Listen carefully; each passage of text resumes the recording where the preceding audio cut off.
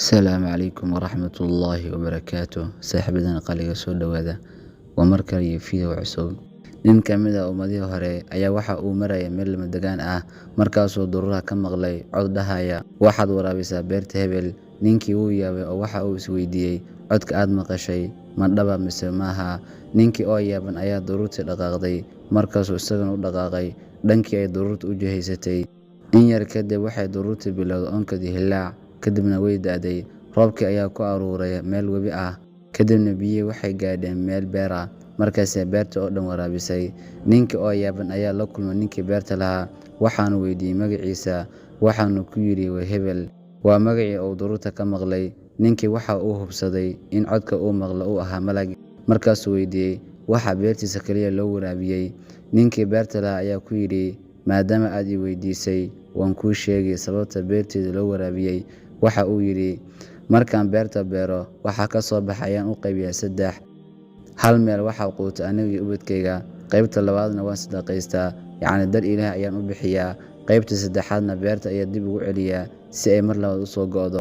Karaamada ninkan ku dhacda ayaa ah inuu u bixiyo xoolihiisa dar Ilaahay. Marka koowaad, qaybta uu siiyo reerkiisa waa sadaqo, qaybta labaadna dadka saboolka ah ayuu siiyaa, qaybta saddexaadna waxa uu ku ilaaliyaa sadaqadiisa oo beerta ayuu dib ugu celiyaa. Waxay ka dhigan tahay inuu u bixiyay dhammaan xoolihiisa dar Ilaahay. Qisada labaad, qisadana waxaa ka warramaya Nabiga sallallahu calayhi wasallam. Waqti waqtiyada ka mid ah waxaa jira nin wanaagsan oo diin leh, markaasuu doonay inuu dhul gato.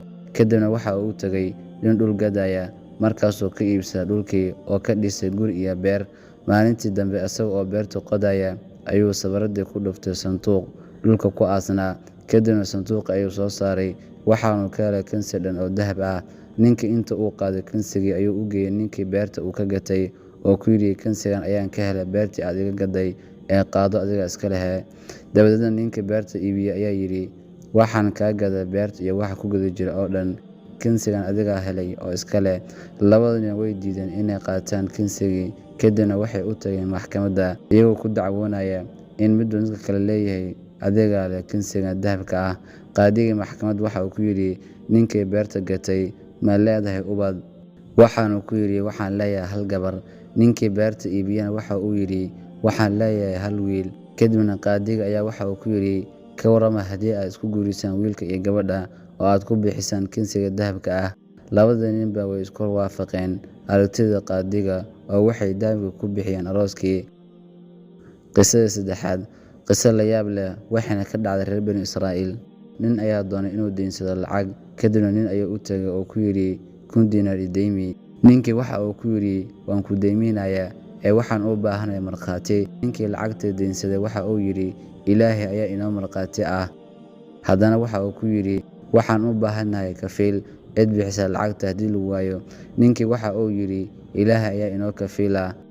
Ninkii waa la amaahiyey 1,000 diinaar, waxayna ballameen xilli cayiman inuu u soo celiyo lacagta. Labada nin waxay degganaayeen meel webi u dhaxayso oo loo raaco doon ama maraakiib.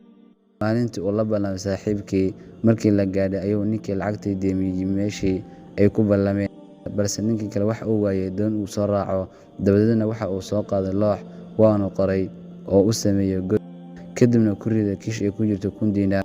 Waxaanu raaciyey harag uu ku qoray, lacagtan waxay ka timid ninka Hebel oo waxay ku socotaa Hebel, saaxiibkii lacagta amaahiyey. Kadibna biyihii ayuu ku tuuray, eebbana wuu u tala saartay. Ninkii kale markii uu waayay saaxiibkiis ayuu ka quustay lacagtii oo damcay inuu ku noqdo gurigiisii isagoo niyad jabsan. Balse waxa uu doonay inuu ururiyo xaabo si reerkiisu dabka ugu shitaan. Isagoo ururinaya xaabadii ayuu arkay loox, kadibna wuu soo qaatay, markaasuu jebiyey looxii.